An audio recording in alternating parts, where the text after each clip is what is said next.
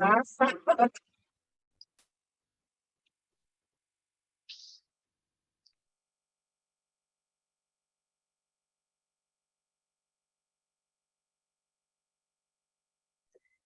kita lanjutkan.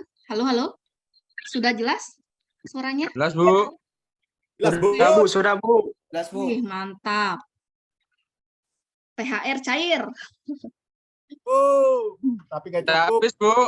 Ya elah. Kan buat bayar UKT, Bu. Ya. Sedih amat ya. Sensor, Bang. Sensor, Bang. Numpang lewat, Pak. Sensor-sensor. Oke, kita mulai ya. Untuk sesi kedua, saya mulai. Assalamualaikum warahmatullahi wabarakatuh. Waalaikumsalam warahmatullahi wabarakatuh. Oke, di sesi kedua ini kita bahas tentang teknik pencarian fakta dalam perancangan basis data. Aduh, suara gua nggak bisa masuk. Jadi di sini ada teknik data, ya. Ada beberapa teknik data dari data mentah menjadi data yang bisa kita olah ke sistem. Nah, ini adalah dalam proses teknik pencarian fakta itu yang mencakup langkah-langkah analisa, ya, yang lebih mendalam agar sistem yang dihasilkan lebih baik dan bermanfaat bagi end user. Ya, jadi saat kita nih, bayangin ya, saat kita akan membangun sebuah sistem, berarti kan kita kan mau bikin web nih misalnya, bikin sistem informasi. Terus kita butuh apa kira-kira? Yang pertama kita lakukan. Ayo. Berarti kita butuh data, ya. Data. Nah, data apa aja sih yang akan kita olah di sistem itu supaya terdapat output dan informasinya dan bermanfaat bagi usernya. Nah, ini ada beberapa macam teknik dari menguji memeriksa dokumen, ya, atau examining documentation, lalu wawancara atau interviewing, observasi proses bisnis, lalu ada riset dan data mining. Nah, kelima ini boleh dilakukan secara bersamaan asal semua data itu memenuhi kebutuhan sistemnya, ya. Nah, ini kita bahas dulu. Yang pertama ada examining documentation. Berarti ini gunanya adalah memperoleh fungsi dan kebenaran dari dokumen tersebut, ya.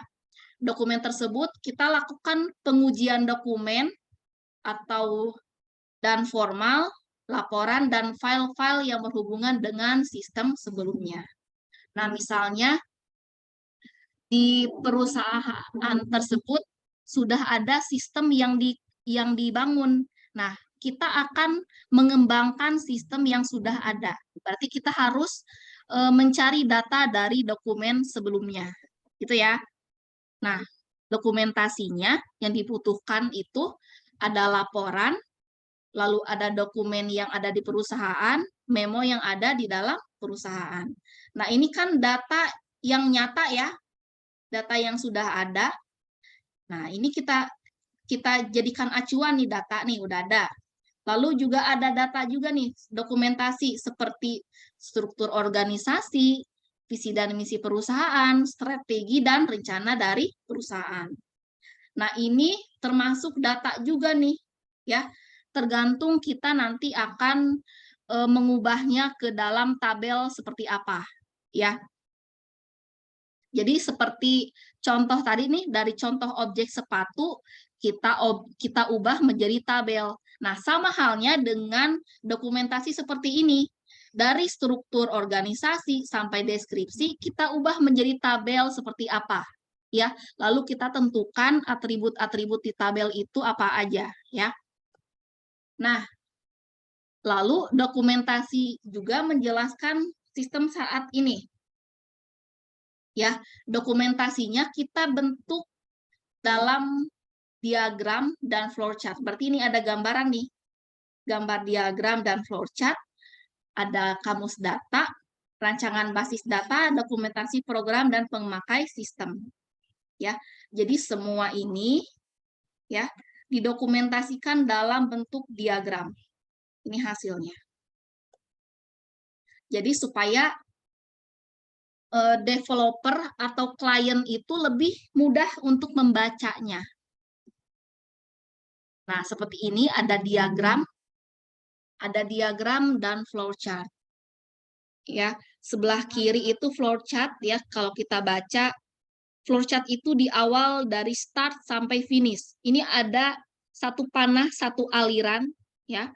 Berarti linear ya, satu arah. Ini untuk contoh apa nih? Proses apa? Proses jika kita akan melakukan pembayaran ya. Menghitung total harga. Nah, ini menghitung total harga, berarti inputnya di sini. Input, yang diinputkan apa? Harganya berapa? Berarti kan user memasukkan harga, misalnya 2.000. Ya. Lalu masukkan pembayaran, berarti ini input juga. Total harga, lalu input bayarnya, misalnya uangnya berapa nih? Ya, uangnya 100.000. Lalu ada kembalian nggak? Kalau ada kembalian, berarti kembalian. Nah, berarti di sini ada apa nih? Ini contohnya ada kondisi, ada simbol kondisi. Jika pembayarannya kurang dari total, ya, pembayarannya kurang dari total berarti diminta untuk inputkan pembayaran lagi, ya. Jika benar kan, jika iya. Jika true, maka dia ke masukkan pembayaran. Ya, langsung kembalian. Jika tidak, berarti tidak itu false. Jika tidak, maka cetak kembalian. Nah, cetak kembalian ini, contohnya ini struk pembayaran ya. Langsung program selesai. Seperti itu ya. Nah, lalu juga ada data flow diagram atau DFD. Nah, di sini ada sistem informasi kasir. Nah, sistem informasi kasir ini harus ada tabel yang terlibat. Ada berapa tabel di sini? 3. Ada tabel kasir, tabel pemilik restoran, dan tabel pelanggan. Oke, kita lihat dari sisi kasir dulu. Kasir ke sistem, dia ngapain nih? Inputan ke sistem berarti panahnya yang masuk ke sistem. Ya, berarti apa di sini? Di sini kan? Ya, Bu. Kasir menginputkan apa ke sistem? Inputkan data transaksi, inputkan data menu minuman, data menu makanan. Ya, semua inputan itu masuk ke dalam sistem. Ya. Lalu sistem akan mengoutput, berarti akan mengeluarkan output apa yang didapatkan oleh kasir. Daftar menu yang dijual, lalu nota pembayaran. Gitu ya. Jadi dalam data flow diagram itu ada data masuk dan data keluar. Input-output antara entitas kasir dengan sistem saling berkomunikasi di sini. Ya, sama halnya dengan pelanggan. Coba pelanggan ke sistem kasir gimana? Pelanggan, misalnya pelanggan menginputkan data transaksi ke sistem, ya. Lalu dari sistem juga mengeluarkan bukti transaksi dan daftar pemesanan. Oke, sekarang ada kamus data nih. Berarti kamus data ini lebih detail data-data atribut setiap tabelnya. Ya, ini misalnya ada data pelanggan, ya. Tanggal, nama pelanggan, alamat, nomor telepon. Nah, tanggal itu terdiri dari tanggal, bulan, tahun. Nah, ini disesuaikan ya. Lalu telepon juga maksimal 4 digit. Nah, ini juga sama nih. Nomor, nama barang, sampai jumlah. Ya. Kita buat kamus data sesuai tabelnya. Nah, lalu ada di sini perancangan fisikal data model. Nah, di sini ada tabel, ada 1, 2, 3,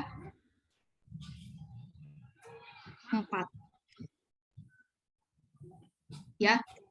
Jadi masing-masing tabel di sini yang saya nomorin ini adalah tabel yang berdiri sendiri. Berarti tabel pelanggan berarti ada ID pelanggannya. Ini ada simbol bintang berarti primary key yang unik tadi ya. ID pelanggan, kalau supplier juga ID supplier, barang kode barang. Sampai karyawan juga ada ID karyawan. Nah, semua tabel itu ada tipe datanya sama-sama ya, ada varchar, ada integer, ada money ya. Varchar itu untuk teks ya, nama, alamat, varchar, berarti ini teks nih. Angka ini apa sih? 30, 50-nya apa? Maksimal. Maksimal karakternya. Misalnya nama pelanggan maksimal ada 30 karakter. Ya, ini sama. Tuh. Nah, lalu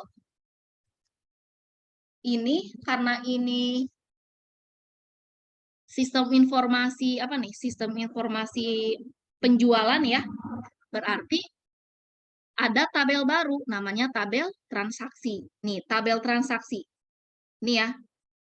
Tabel transaksi ini adalah tabel baru di mana semua atribut itu, semua atribut dari tabel pelanggan masuk ke tabel transaksi. Tabel transaksi mengambil ID pelanggan di tabel pelanggan. Ini ya. Lalu tabel transaksi juga mengambil atribut ID karyawan di ID karyawan.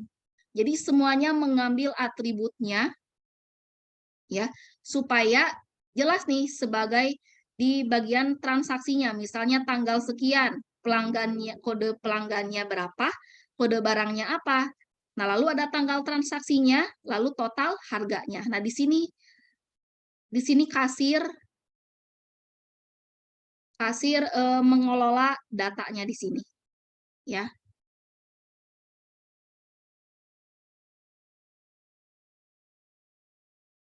Nah, lalu ini untuk dokumentasi seperti ini ya, sampai rancangan.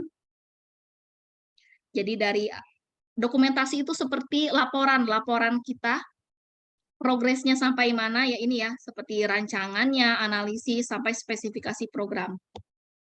Nah, ini pengguna sistem ya, ada sistem analis, ada programmernya, network administrator, ada interface-nya. Jadi semua user pengguna sistem akan berhubungan langsung dengan sistem analis.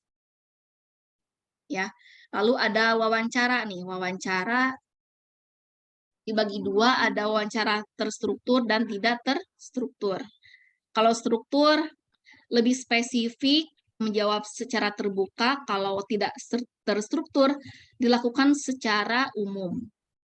Berarti targetnya lebih luas.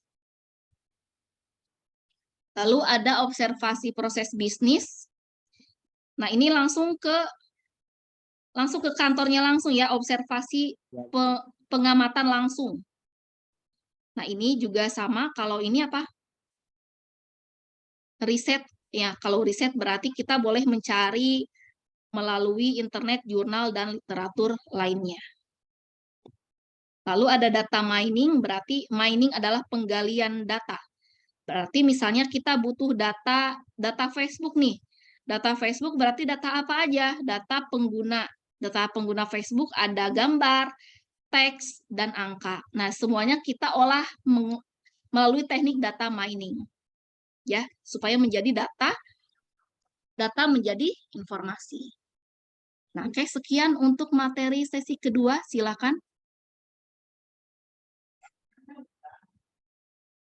Gimana? Udah paniang belum?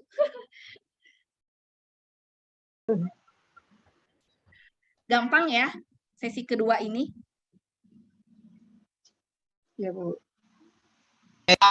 Cukup jelas, Bu. Oke, cukup jelas ya. Kita karena udah mepet waktunya, kita akhiri untuk sesi sinkron kedua ini ya. Terima kasih Baik, untuk Bu. teman-teman yang Baik, sudah Bu. hadir.